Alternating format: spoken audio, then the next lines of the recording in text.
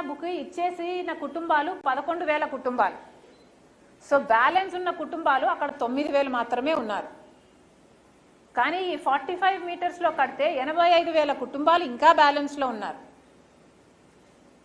అంటే ఇంకా బ్యాలెన్స్ 45 మీటర్స్లో కనుక వాటర్ స్టోరేజ్ కెపాసిటీలో ఈ ప్రాజెక్ట్ నడుస్తే ఇంకా 94,000 కుటుంబాలకి రీహాబ్ ఇవ్వాల్సి ఉంటుంది, R&R సెటిల్మెంట్ ఇవ్వాల్సి ఉంటుంది. ఈ 85,000 కుటుంబాలను తప్పించుకోవడానికే వీళ్ళందరూ కలిపి ప్రాజెక్టును కూనీ చేస్తున్నారు. సో వీళ్ళ లాజిక్ ఏమిటి? ఈ 85,000 కుటుంబాలకి ఇవ్వాల్సిన పని లేదు అన్నది. కానీ వాస్తవంగా అక్కడ ఏం జరుగుతుందంటే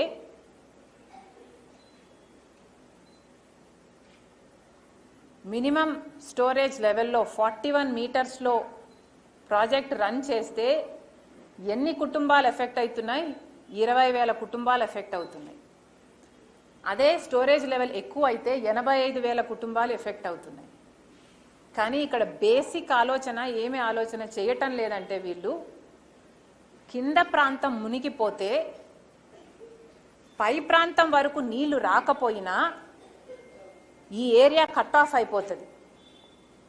ఈ ఏరియా కట్ ఆఫ్ అయిపోతే ఈ పై ప్రాంతంలో ఉన్న ప్రజలు డైరెక్ట్గా అఫెక్ట్ అవ్వకపోయినా ఇండైరెక్ట్గా అఫెక్ట్ అవుతున్నారు.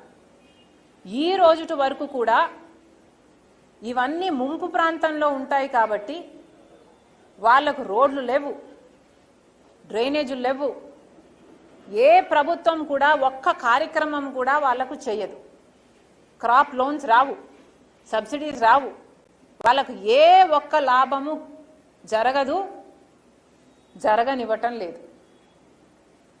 మీరు ఈ కింది ప్రాంతం వాళ్ళని మూవ్ చేసి రీసెటిల్మెంట్ చేసినా కూడా నీళ్లు ఈ లెవెల్కి వస్తే పై వాళ్ళు ఇంకా ఎఫెక్టే అవుతారు, పై వాళ్ళ జీవితాలు బొగ్గైపోతాయి.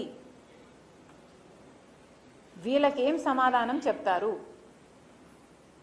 కేవలం వీళ్లకు R&R ప్యాకేజ్ ఇవ్వకుండా ఉండడానికి ఈ ప్రాజెక్టుని ఇలా కూనీ చేస్తున్నారు. వీళ్ళ జీవితాలే మీరు బొగ్గు చేయటం లేదు. ఆంధ్ర రాష్ట్రంలో 30 లక్షల ఎకరాలకు నీళ్ళు ఇచ్చే ప్రాజెక్టుని కూనీ చేసి ఆంధ్ర రాష్ట్ర ప్రజలకు కూడా మోసం చేస్తున్నారు. ఇంతకంటే వివరంగా ఎలా చెప్పాలో నాకు తెలియదు.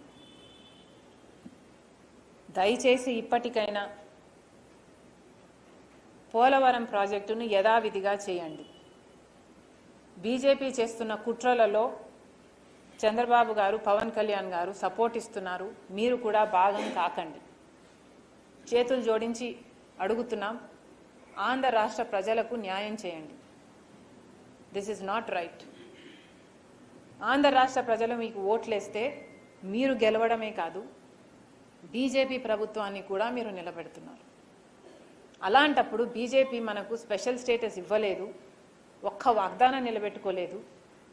కనీసం ఇదన్నా పోలవరం ప్రాజెక్ట్ అయినా యథావిధిగా ఫుల్ స్టోరేజ్ కెపాసిటీలో కట్టాల్సిన బాధ్యత బీజేపీకి ఉంది. మీరు కాంప్రమైజ్ అవ్వద్దని మళ్ళీ మళ్ళీ కాంగ్రెస్ పార్టీ డిమాండ్ చేస్తుంది. మళ్ళీ చెప్తున్నాం, ఒక్క కాంగ్రెస్ పార్టీ మాత్రమే రాష్ట్ర ప్రజలకు అందరినీ కూడా గమనించండి. ఈరోజు ఒక్క కాంగ్రెస్ పార్టీ మాత్రమే పోలవరం గురించి మాట్లాడుతుంది.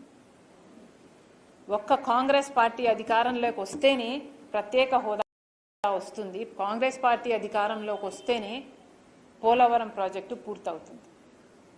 ముఖ్య ఉద్దేశం అన్నీ నెరవేరు. మళ్ళీ చెప్తున్నాం, కాంగ్రెస్ పార్టీ వీటన్నిటికీ కట్టుబడి ఉంది. Telugu Desam party, Janasena party, BJP meters full కెపాసిటీలో పోలవరం ప్రాజెక్టు రన్ అవుతుంది అన్న అష్యూరెన్స్ ఇచ్చేంత వరకు కాంగ్రెస్ పార్టీ పోలవరం మీద ఉద్యమం చేస్తుంది. స్పెషల్ స్టేటస్ మీద కాంప్రమైజ్ అవ్వటం లేదు, పోలవరం ప్రాజెక్టు మీద కాంప్రమైజ్ అవ్వటం లేదు. ఆంధ్ర రాష్ట్ర ప్రజల భవిష్యత్తే కాంగ్రెస్ పార్టీకి ముఖ్యం.